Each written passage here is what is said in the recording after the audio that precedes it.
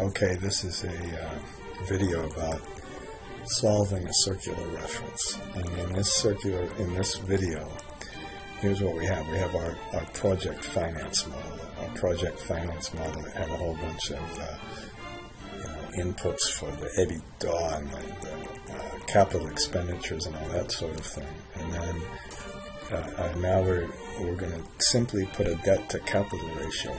I'm going to keep it simple. I'm going to just use pro rata funding at first. We have no fees whatsoever, and we have no capitalized interest. That means we pay the interest when it's due, and importantly, we have no debt service reserve account. So we have all our EBITDA and our CapEx, and what we do is if you're going to make a funding analysis, I think it's essential to make a little table right up at the top and add up everything. And this time we have some CapEx, we have some working capital, and the debt is the total project cost multiplied by the debt percentage. Okay, and then we put we do some analysis with working capital. This is where we fund it, and in the very first period we have to use it. Okay, and now we have the funding analysis, which is very similar to that sources and uses of funds. This time we have some interest during construction, though, and the interest during construction comes as follows. We have some debt, and for the debt we took our total debt from this summary page, and we just ratioed that debt according to the construction expenditures. So we just took that debt amount, locked it, and multiplied that by the ratio of the construction expenditures in this period compared to others. Now, this ratio could have been computed as the total, but then we would have already had a circular reference. So again, I'm making this very simple. We'll adjust that in a minute here. And then the debt funding is what I said. The remainder is the equity funding. And here's the rub. We have the interest during construction rate, and then and during construction is just the percentage multiplied by the opening balance. Okay? So far, no circular reference, but and then we have no fees and so forth. We'll add the fees later. Now, here's why we have no circular reference. We didn't sum the interest during construction. We didn't sum this. Okay? And in fact, this was the interest paid during construction. The real amount that should be in our table is this one. Now we get a circular reference. We get our dreaded blue lines, which are expected this time. Now, if we could either type and fix this number, we could fix the total cost, or we could fix the debt. Either one of this would work. If I fix that one, of course we're okay. If we fix this one, 606, we're okay. Or if I fix this one, 484, then we're okay. I think, why don't we fix the total project cost for now, because we also want to put these ones in. Now, to do this, let's go and we're just going, this time I'm going to make a function. I'm not going to bother with any goal-seek method, the worst of all, which is the copy and paste method, the iteration method from Excel or anything else. We're just going to go and we're going to go to our macros, and let's just start with one, okay? And we'll put it right up here, and I think we'll start with we'll just make a sub called debt structure resolve.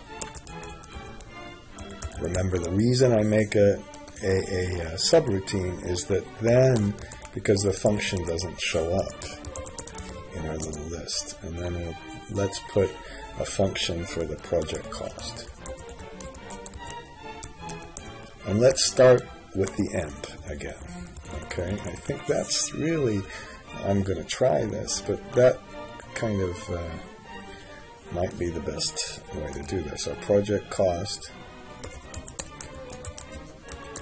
equals the CapEx. How about I'll put total cap X plus total IDC plus total working capital. We should do it just the way we did it over here. Okay, and now let's go backwards and see how we get this stuff. Now the hard part about this will be the fact that the IDC is not a simple calculation. It's computed over the entire construction period and accumulates. If it wasn't, we could probably develop some sort of long kind of algebraic formula for this. Okay, so why don't we read in? Let's start with this. Let's read in the CapEx first. Okay, and that's going to be not our total CapEx, just our CapEx. And to get our CapEx, this is going to be kind of horrible. I think we better also read in our construction switch. Okay, and what we can do is make a kind of a loop that goes for, let's just make a counter called I equals 1 to CapEx dot count. That's the whole thing. Now that could be the entire spreadsheet. That's what we're going to try. I want to be able to click on the entire row. It might not work, but we're going to try it with this one. And then we'll make a little if statement, if construction switch, and CONST I then. Okay, so that's our if statement, and we better have a somewhere. How about it? I'll indent this, and we better have an end if, and we better have a next I. Okay, and the first thing we can do is sum total CapEx equal total CapEx plus the CapEx that we put in this period. So the first thing, another thing you need to absolutely realize is that you need to use the array switches. We used it for the construction period to find out when it's true, and then we used it for the total CapEx. And we can also, now let's also get the working capital. I guess we can just get it like this, and we can put total working capital equal total working capital capital plus, again, don't forget to put the array switch in there because we're going to read it in as an array. Alright, I think we're okay now, except of course now we need to get the total IDC, and somewhere down here let's put down here the total IDC is going to equal the total IDC plus the IDC for this period. Now I think the IDC for this period, I'm not mistaken, I don't think we'll need an array index for that one. Let's keep going. Now the IDC is going to equal the opening balance of the debt times the interest rate. And that's another thing that could vary theoretically. It might not, but that might vary. So we better read that in. Okay, that's going to be another array function. Sometimes you might put some kind of little thing that's array. So far, all of these are an array function. Probably the only thing that won't be will be the debt to capital ratio. And I think what we should do is start with our opening debt to be equal to 0. Okay, and that's a good modeling practice. Okay, and we'll see that that's going to happen because we'll put an iteration loop around. We'll have to put an iteration loop around the whole thing. Now, the next thing, of course, we have to go backwards. Keep going backwards, and our opening debt is going to be the last period's closing debt equals closing debt. I know, let's just do it like this. We don't need a closing debt. When we're finished, we're not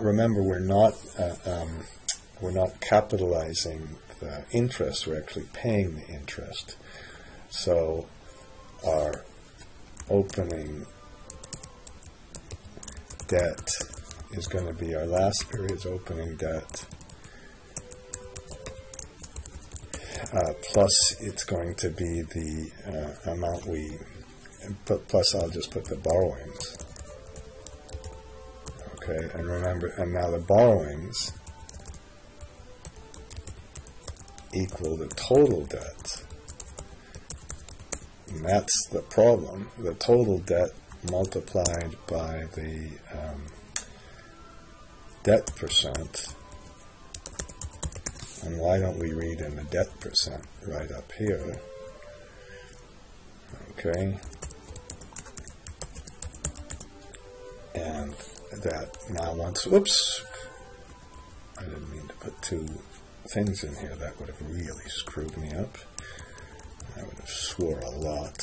The debt, so we have the total debt percent, and now of course we need, I shouldn't have said of course, we need the total debt should be equal to the project cost times the debt percent. Now in this case, we could, since we have the total capex and the level, I actually think, no, we'll do it like this. Unfortunately, I think we better make two loops because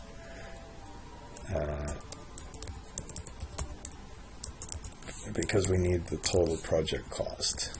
So next I, and let's, whoops, next I, excuse me.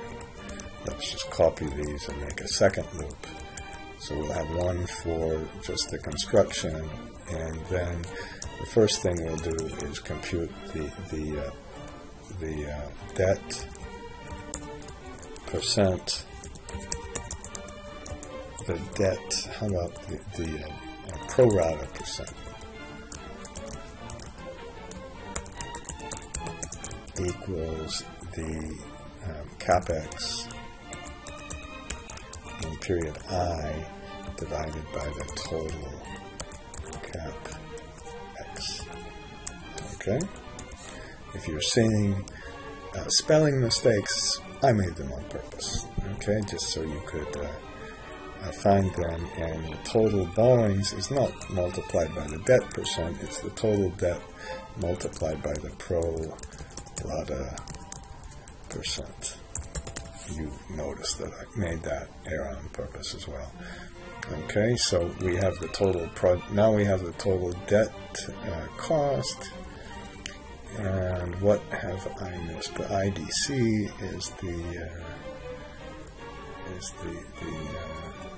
opening debt, which starts at 0, and I'm going to move the opening debt to here.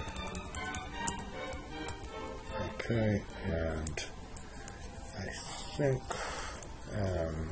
think we're finished, aren't we? I'm going to stop the video at any rate. Okay, I moved one thing around, but I think we're just really there. I'm going to put for iteration equal 1 to, let's make it 15. Okay, and what we have to do is go around and around when we're going to compute this total project cost, which, remember, what we'll do is put this total project cost instead of the simple summation. Why don't I have oh, I have a circular reference there, so let's delete that and we'll make that a simple summation right here, and we'll put the function in there. Okay, and we need to do the next iteration. Okay, so that's it, and now we'll try to implement this. And you saw what we really did was work backwards. We just keep working backwards and backwards and forwards. We start with where we want to be and go around and around and around. So let's put over here equal project cost. Here's our project cost. We have it. That's good news. We put our little functions in. We can put our debt percent first. And then for the CapEx, here's what we'll do. We'll click on the entire CapEx line. Then we'll look for the construction switch, which I hope I have. And debt repayment, there's our construction switch. Okay. And then we have our working capital. And then finally we have our interest rate. Now you have to be very careful of this. Interest rate would have to be the periodic interest rate, like monthly interest rate. And that's all. And we put it, and it doesn't work, and that means I'm going to pause and get back to you. Okay, let me tell you what I had to do, because as usual I make mistakes. First of all, we needed, first of all, the damn thing didn't work with the whole thing, so we had to just, when we put the thing in, I wish it would work with the whole sheet. I'm going to try to look into that, so you don't have to go and select pieces of the columns, all right? But it didn't, all right? And then the other thing that I had to do was to move the iteration after this, because we don't want to recompute this over and over again. In fact, we keep accumulating it again and again. So we want to start the iteration loop after here. And then finally, I had to just put the total IDC equal to 0. And when we do that, it gives us the total cost and the total debt balance, and everything is working, I believe, just fine. Okay, just a minute. We'll have to check a couple of things. Okay. I think the easiest way to do this is what I did was put our capitalized interest back in here, and when we put our capitalized interest in here, then we sum up all of make a separate calculation of this is our function, and this is how we did it by hand, and we take the difference, and it's true. So we have a test of our circular reference function. Okay, so that's the first case for our funding, and now we'll move on to some additional cases. We'll address the issue of perhaps capitalizing the interest first, and then we need to add the fees, and then we also need to add this option to let's fix the pro rata. We could make another pro rata where we divide it by the total rather than we take this number, and I suppose we take this number and we divide that by the total cost rather than just the total construction. Okay, so we'll make some of these adjustments. We'll make a couple of the adjustments in the next one. That's that for the first one.